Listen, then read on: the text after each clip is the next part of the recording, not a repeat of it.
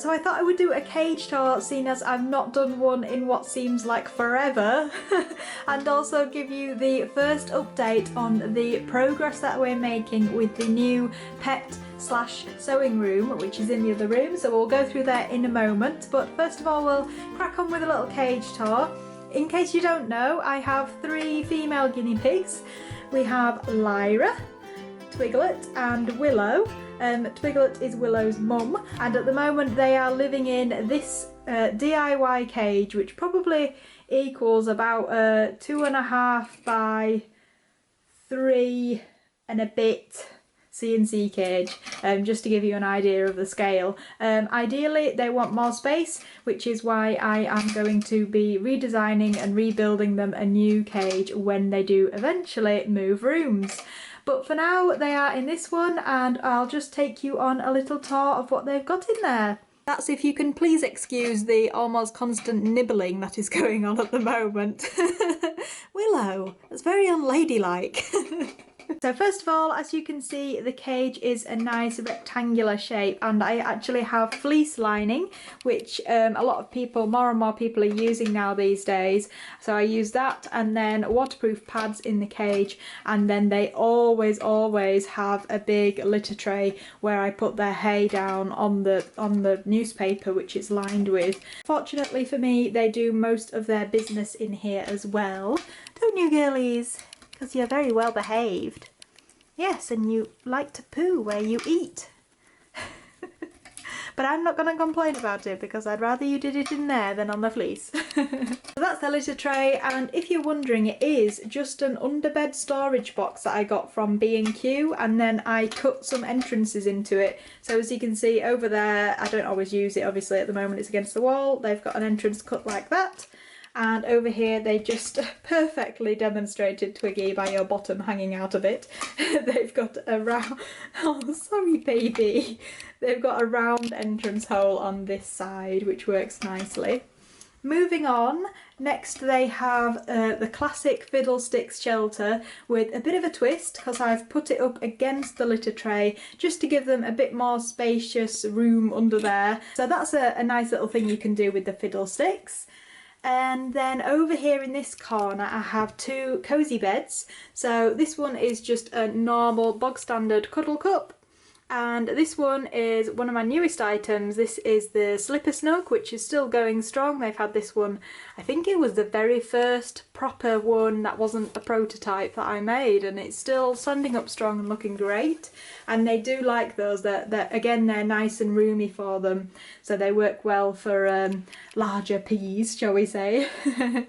Then moving on over here we have their water bottles. I don't know whether anyone else has found this, so I just throw this question out there. They only ever seem to use one of the water bottles, which is the KT one. I rarely ever see them using the Living World bottle, and I'm not sure why, because they are essentially exactly the same design, but they always favour one over the other, and even though I try switching places, they always seem to know which it is their favourite. So if anyone else has found that with these glass water bottles, I would be interested to hear your theories on why that is. Then in the corner there they've got their little food bowl with their Burgess XL pellets in. And again over here we just have a waterproof pad, and then this tunnel is a new addition, hence why they are nibbling on it like there's no tomorrow. So I think the tunnel was a Naturals hay covered tunnel or something like that. But there's loads of different versions of basically the same thing out there. They are quite expensive. I think this was £7, but it's before I went away last week, so I thought I'd get them a treat, but then of course Mike forgot to put it in the cage, so typical. They've been enjoying that today, and I kind of like the contrast of having the wooden and the more natural hay tunnel items against the other brightly coloured cosy items. I think it just adds a bit of variety for them. They've also got this wooden chew, which is one of those, oh, I've totally forgotten the name now. That always happens. It's one of the carrot wood rolls, yay, something like that. It's stuffed with treats for them, and then you can still continue to use it for stuffing hay in, or just as a treat, a chew toy in the cage. As you can see, they have fair gone at that, which is unusual for my piggies because they don't tend to chew on things much. And then in this little nook here we have another slipper snug, and this one's got the minky fabric, so it's nice and soft. And I think this was as well one of the very first ones I made. I only made them 2, so I'd like to make them some more for their new cage. And that brings us back round to the litter tray. We'll just have a little close-up on Lyra, who is enjoying some hay, aren't you, baby? Yes. And it kind of goes without saying, I do top up the hay on a regular basis, several times in a day, and also fully change out the litter tray, change the newspaper lining, give it a good spray with disinfectant, put down new lining and new hay for them every single day, so that's always kept nice and clean for them. Are you having a little lie down there, Lyra? Yes. Yes, well, these two are just munching away. Oh, she's seen me. I'll have a look at Twiggy through there. So that's it for the cage tour. Let's just have a little wander on through my very messy hallway, which, sorry guys, you've got to excuse the mess in here. It's because it's all come out of this room.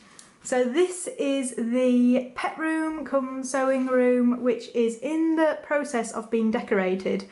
I just realised you can't really tell the different coloured walls.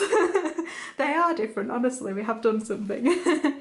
So the first thing we had done was the radiator, which was on one of the other walls, and we've had to move it to this wall so it's not in the way of a desk or a cage. And we also had it replaced, so we've got one of the nice new style radiators which looks a lot smarter than our old dated ones. I have painted the cupboard white, but it does need another coat on it, another coat of gloss I think, to just neaten it up a bit. And we've done the walls. I don't know whether you can really tell. The walls are a kind of grey. It was called Grey Hints from B&Q. Maybe you can tell against the ceiling. Yeah, it looks quite washed out, maybe because it's kind of afternoon and we've lost the sunlight in this room, but yeah, it's a grey, and I was a bit worried that it looked really blue, but at the moment it's not really looking like anything. It's looking more like white, which is fine. And that's kind of a lot nicer than what was originally just everything was painted. Quite a dark yellowish magnolia, which I didn't like at all, and you can't really tell. It just looks a cream. And down here we have the mess from where the radiator was, so we need to tidy up and replaster some odd patches on that before we paint the wall. But the idea is that the guinea pig's cage is now going to go right the way along this whole side. I still have my desk in here because I have been working. Oh god, please don't look at me in the mirror. So the guinea pig's cage all along this side, slightly narrower than it is now, but really, really long. So that's going to give them a hell of a lot more space. And I'm going to keep my desk on the other side of the room because it fits really nicely into that little alcove space. And then we've got the shelf up there for storage. And we've got the cupboard where all the fabrics are kept. So that's the room so far. I'll probably give you another update once we've got the floor in and all the paintings done, because I am getting a new floor rather than this old spongy carpet which makes strange noises when you walk on it. So we're getting a new floor in as well. A nice hardwood floor I think would go nicely. But yes, that is the room as it is now. Hopefully within the next few videos you'll see it change quite a bit. We need to get the flooring sorted, but hopefully it won't be too long. And the guinea pigs can finally... Sorry, more mess. The guinea pigs can finally move out of their little ex-nursery room, which we as well need to decorate. So I might show you that when we come round to doing it as well, just in case anyone is interested. But I think that's all for this video. I hope you've enjoyed it and just kind of having a bit of an update, seeing the guinea pig's cage as it is at the moment and the plans for the new room. So shall we say goodbye? Lyra says no, I'm just going to eat this.